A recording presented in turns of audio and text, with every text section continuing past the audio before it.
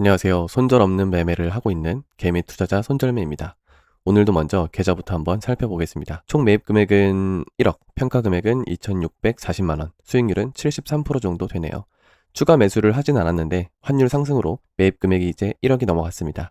저는 이런 투자가 처음이 아닙니다. 직전 투자에서도 마이너스 70%에서 150% 수익을 10개월 정도 걸려 실현하고 나왔었고, 그 이전에도 소액으로 분할 매수, 장기 투자를 즐겨 해왔습니다. 제가 왜 이렇게 미련하게 투자하는지 궁금하신 분들은 채널 다른 영상들을 보시면 제 원칙과 성향에 대해서 참고하실 수 있을 겁니다. 제일 중요한 건 종목 선정을 위한 공부입니다. 상패 위험성이 적고 상승 사이클이 돌아오는 산업에 투자를 해야 제가 하고 있는 매매법이 통하기 때문이에요. 일단 오늘도 계좌는 크게 달라진 건 없습니다. 오히려 계좌를 처음 보시는 분들은 이걸 왜 계속 들고 있지? 지금이라도 손절하는 게 맞는 거 아닌가? 라는 생각이 먼저 드실 수도 있습니다. 사실 그런 댓글이 이미 영상에서 조금씩 달리기 시작했습니다. 정신 승리한다, 이건 도박이다, 그렇게 하는 거 아니다 등등. 저는 오히려 그런 댓글들이 자연스럽다고 생각합니다. 왜냐하면 사람은 결과만 보면 판단하기 쉽기 때문입니다.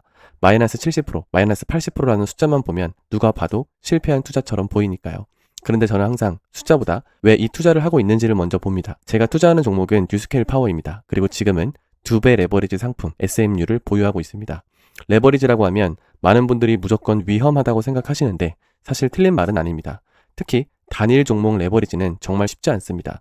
제가 직접 경험해보니까 계좌가 녹는 속도가 상상을 뛰어넘습니다.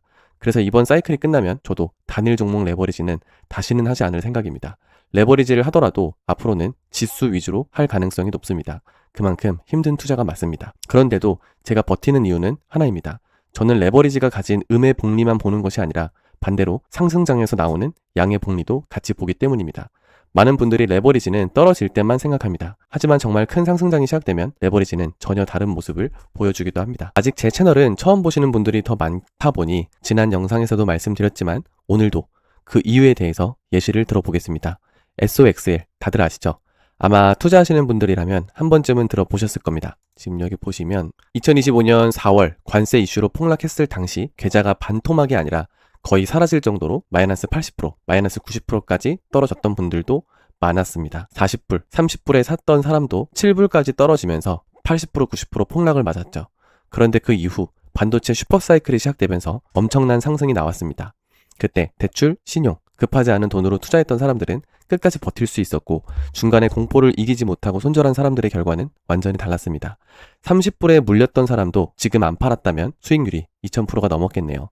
이런 이유로 레버리지는 하락장 때는 음의 복리도 엄청나지만 상승 사이클이 돌아오면 양의 복리도 엄청나다는 걸 알아야 합니다. 반도체 지수 기준으로 2025년 4월부터 최고점까지 한 배 기준 대략 333%가 올랐습니다.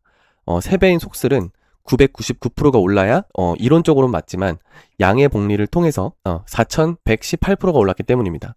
물론 모든 종목이 그렇게 되는 것은 아닙니다. 그래서 가장 중요한 게 있습니다. 무엇을 샀느냐? 저는 이 부분이 가장 중요하다고 생각합니다. 만약 상장 폐지 가능성이 높은 기업이었다면 저도 이런 투자를 절대 하지 않았을 겁니다. 하지만 뉴스케일 파워는 제가 수개월 동안 공부를 했고 원전 산업 자체가 앞으로 성장할 가능성이 높다고 판단했습니다. 정부 정책, SMR 시장 성장, 빅테크 전력 수요, 앞으로 예정되어 있는 여러 이벤트들 이런 것들을 종합해서 시간이 내 편이 될 가능성이 있다고 판단했습니다. 버티는 것도 중요하지만 무엇보다 레버리지는 버티는 것보다 여유 자금 내에서 계속 살 수 있는 마인드가 장착돼야만 추후에 상승장이 왔을 때 양의 복리를 마음껏 누릴 수 있습니다. 레버리지는 가만히 있으면 돈이 계속 녹기 때문에 상승장이 와도 복구까지 시간이 너무 오래 걸리기 때문입니다. 그래서 저는 계좌가 마이너스라고 해서 투자가 실패했다고 생각하지 않습니다. 오히려 지금은 제가 세운 계획을 실행하는 과정이라고 생각합니다. 물론 틀릴 수도 있습니다. 투자에는 100%가 없습니다.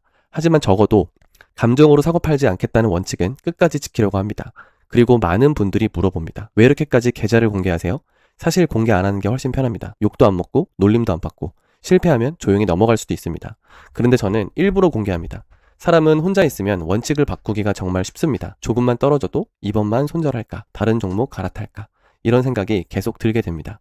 그런데 이렇게 많은 분들 앞에서 제 원칙을 먼저 말해버리면 쉽게 흔들리지 않게 됩니다. 어떻게 보면 이 채널은 여러분에게 보여주는 기록이기도 하지만 동시에 저 자신을 감시하는 투자 일기이기도 합니다. 앞으로 결과가 어떻게 될지는 저도 모릅니다. 하지만 적어도 중간의 원칙을 버리는 모습은 보여드리지 않을 겁니다. 수익이 나면 수익 계좌도 그대로 공개하고 손실이 더 커져도 숨기지 않고 그대로 보여드릴 겁니다. 그게 제가 이 채널을 시작한 이유입니다. 혹시 여러분도 단기 수익보다 긴 호흡으로 투자하는 분들이 계시다면 구독 눌러주시고 앞으로도 함께 지켜봐 주시면 감사하겠습니다. 다음 영상에서도 레버리지 투자자분들이 힘이 될 수 있는 내용들로 가져오겠습니다. 감사합니다.